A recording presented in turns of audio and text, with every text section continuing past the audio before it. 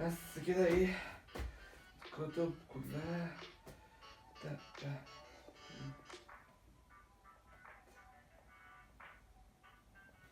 بجد بجد التعليم على التابلت دوت يعني ايه تاخد.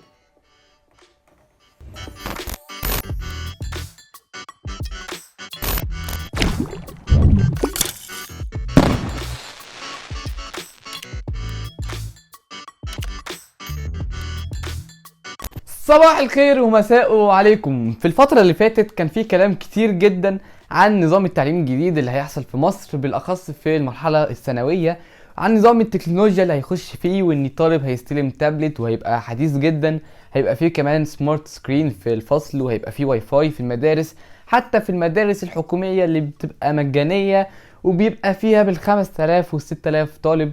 دوت اللي كان الوزير بيقوله، دوت اللي كان الكلام اللي كان منتشر. لكن في الترم الاول او في الجزء الدراسي الاول ما فيش اي حاجه من الكلام دوت حصلت. لكن في الترم الثاني اللي هو لسه بادئين فيه دلوقتي، فعلا الكلام دوت بدا يتحقق. بقى فيه سمارت سكرين في الفصل، وبقى فيه راوتر، وبقى فيه انترنت المفروض بيخش. لحسن حظكم او لحسن حظي انا بصراحه، انا في اولى ثانوي وانا من الناس اللي هيتطبق عليها النظام الجديد، او اللي اتطبق خلاص عليها النظام الجديد. مفاجأة مش كده؟ وفعلا في بداية الترم الثاني استلمنا تابلت من شركة سامسونج اسمه سامسونج جالاكسي تاب A اصدار 2016. التابلت دوت كمان معدل عليه كذا حاجة غير اللي بنشوفها في اي تابلت.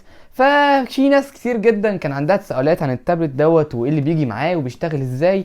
فالفيديو دوت هيبقى مميز جدا بالنسبة لك، لانك بتسمعه من طالب، من وجهة نظر طالب شافه في الفصل وشافه في البيت وهيستعمله في كل حتة، غير لما يكون اي حد مثلا ماسك تابلت وبيشكر لك فيه وخلاص وده هيبقى وهيبقى. فالفيديو ده هيبقى بكل امانه رايي في التابلت والحاجات كلها هشاركها معاكم. عشان كده ما تنساش تعمل لايك للفيديو لو عجبك، وتعمل سبسكرايب في القناه او اشتراك، هتلاقي زرار تحت كده لونه احمر لو انت بتتفرج من اليوتيوب. وعشان انا كمان هنزل الفيديو دوت على الفيسبوك، فلو انت بتتفرج من الفيسبوك روح على اليوتيوب واعمل سبسكرايب، عشان هننزل فيديوهات كتير قوي ليها علاقه بالتابلت وكل حاجه ليها علاقه بالتكنولوجيا. اكيد انت ممكن تكون حابب تتفرج على حاجات شبه كده. لو عندك اي سؤال بخصوص التابلت دوت او بنظام التعليم الجديد اكتبه في الكومنتات وانا هرد عليك بكل امانه، مش الكلام اللي المفروض هيحصل لكن الكلام اللي بيحصل فعلا جوه الفصل، لاني انا كطالب بشوفه جوه الفصل. عارف انكم مش عايزين تشوفوا وشي اصلا، انتوا عايزين تشوفوا التابلت، وانا كمان حابب جدا ان انا اشارك معاكم مواصفات التابلت دوت وكل حاجه فيه. فخلينا نحط الكاميرا ديت هناك ونفتح التابلت ونشوفه على المكتب اللي ورايا. فخلينا بسرعه كده ننقل الكاميرا. اوكي دلوقتي جينا على المكتب وفي الكاميرا الاولانيه ودي الكاميرا الثانيه اللي بتصور التابلت. اول حاجه زي ما قلت لكم التابلت هو سامسونج جالاكسي تاب A من نوع 2016 او موديل 2016.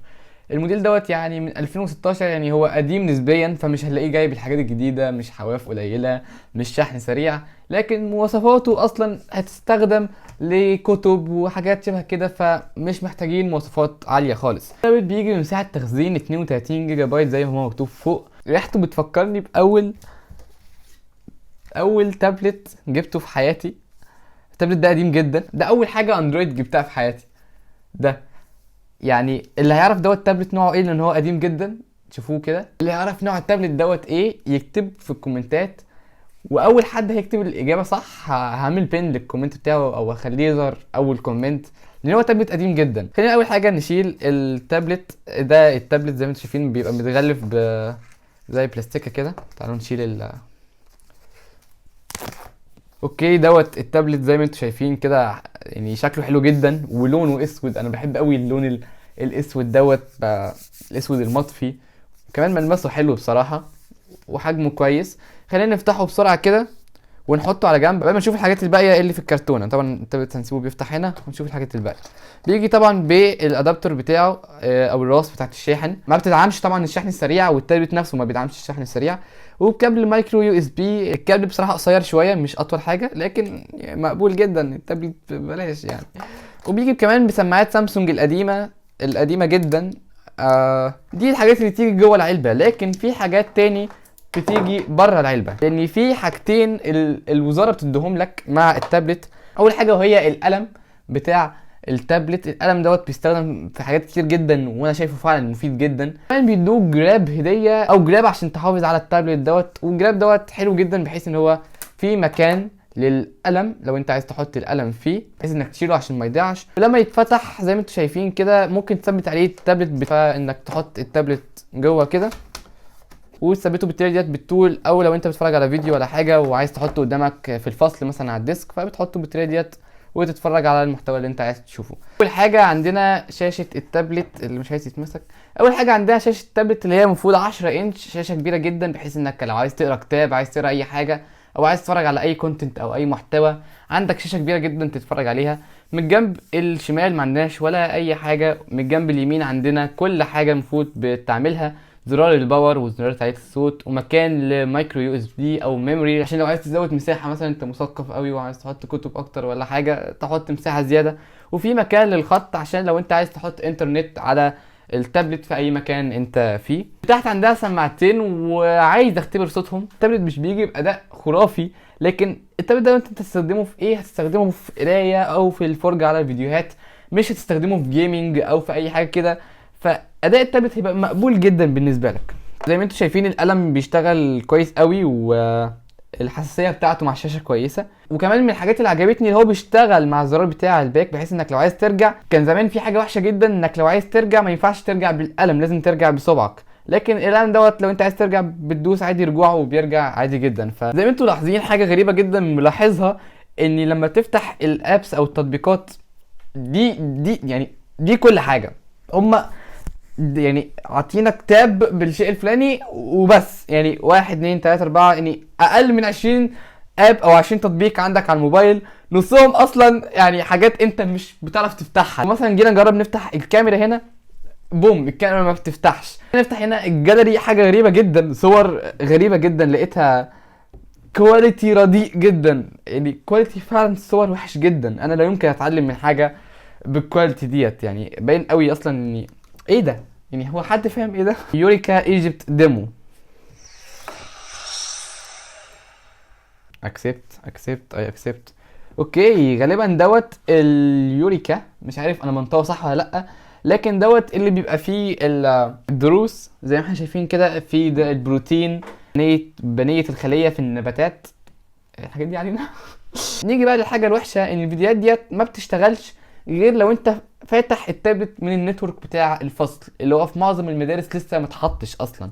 فانت ما ينفعش تتفرج على الفيديوهات ديت من هنا. تعال نشوف كده لو احنا ممكن نعمل لها داونلود. طب ثانيه عشان ما نظلمهمش، يمكن عشان انا مش داخل على واي فاي اصلا. تعالوا كده نخش بسرعه على الواي فاي بتاع المكان اللي انا فيه. هم قافلين البلوتوث؟ البلوتوث مقفول، يعني لسه اخد بالي دلوقتي ان البلوتوث مقفول. البلوتوث ما ينفعش يتفتح، انت ما ينفعش تفتح البلوتوث، بحيث ان هما قالوا ممكن مثلا واحد يبعت لعبه للتاني مثلا اي بي كي، ف ما رضوش يفتحوا البلوتوث، حاجه كده تقريبا يعني. بس الواي فاي مفتوح، فتعالوا نخش على الواي فاي بتاع المكان اللي انا فيه. زي ما انتم شايفين الفيديو فعلا ما بيتفتحش، ما ينفعش تفتحه. بيقول لك لازم تبقى كونكتد تو سكولز نتورك، يعني لازم تبقى متوصل بالنتورك بتاعت المدرسه. وعندنا كروم، جوجل كروم، لكن كذا حد طبعا هيفكر طب انا هخش على الفيسبوك من جوجل كروم، لكن اللي عايز اقوله لكم ان هو انت ما ينفعش تخش على اي مواقع زي فيسبوك او يوتيوب او انستجرام. زي ما انتم شايفين مفيش اي موقع بيفتح. لكن حاجه جت في بالي بقى، وفعلا دي هتحصل وانا متاكد ان هي هتحصل، بما اني في مدرسه حكومه وعارف اللي بيحصل هناك. هما شالوا كل الطرق اللي ممكن تلعب بيها على التابلت، لكن نسوا طريقه واحده بس.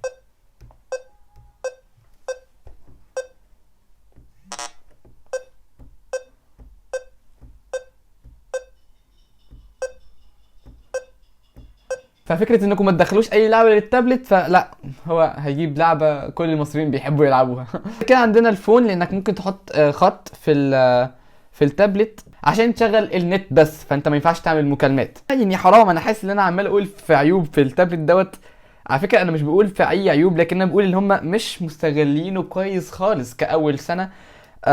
التابلت دوت حرام، ممكن تستغله بطرق كتير جدا. لان هو تكنولوجيا حلوه ممكن تستغلها، هم مش مستغلينها. لكن الحق يتقال، في حاجه عجبتني جدا وهو الاب دوت. الاب ده عباره عن ايه؟ الاب دوت عباره عن كالكوليتر، لكن انت اللي بتكتب. انت ممكن تكتب بكل بساطه 10 زائد 5. وزي ما انتم شايفين انا خطي فعلا مش كويس، لكن هو بيعرف يقرا الخط في معظم الوقت. ممكن نعمل دلوقتي على 8، مش عارف يعرف يقراها، لا عارف يقراها. ممكن نخليها مثلا جذر. فعلا الاب دوت عاجبني جدا. ممكن تعمل بقى اي معادلات بكل سهوله في وقت قصير قوي. تكتب المعادله وممكن تحط الجذر وتعمل كل حاجه. الاب دوت فعلا عبقري وعجبني جدا فكرته. فبرافو، برافو وزاره. وهنا عندنا البي دي اف ريدر، لو حاليا معلهوش اي حاجه، معلهوش اي كتب، ملهوش اي لازمه. لكن اللي انا متوقعه اني قدام هيحط عليه كتب وهيتحط عليه حاجات كتير جدا، وهنستغله بطريقه كويسه جدا. نيجي بقى لفايده القلم الرهيبه اللي عجباني جدا، وهي ممكن تكتب ملاحظات عادي كتابه، لكن ممكن كمان ترسمها. يعني الموضوع دوت مسلي جدا. يعني حتى لو انت مش عايز تتعلم جوه الفصل، افتح البتاع دوت وارسم. يعني مثلا نكتب حاجه بسرعه كده.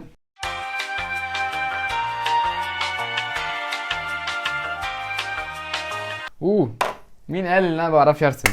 في وقت تفتكر الملاحظات ديت اللي انت كاتبها بطريقتك. فعلا لغايه دلوقتي التابلت ما فيهوش اي حاجه تاني. هنا عندك 3 مواقع زي بنك المعرفه والMS وموقع وزاره التربيه والتعليم. يعني اللي انا بقوله، انا هقول لكم على اللي بيحصل في المدارس. فعلا السمارت سكرين اول ما جت عندنا مفيش اي مدرس عارف يتعامل معاها. اي نعم مع الوقت هيعرفوا يتعاملوا معاها، لكن غير كده الطلاب، يعني انا فاكر اول حاجه الطلاب اللي عملوها على السمارت سكرين اللي هم حطوا الصوره ديت وول بيبر.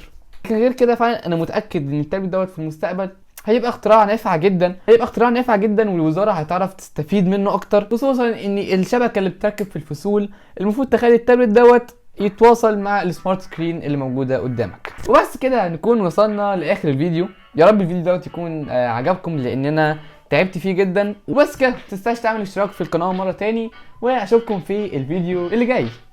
سلام.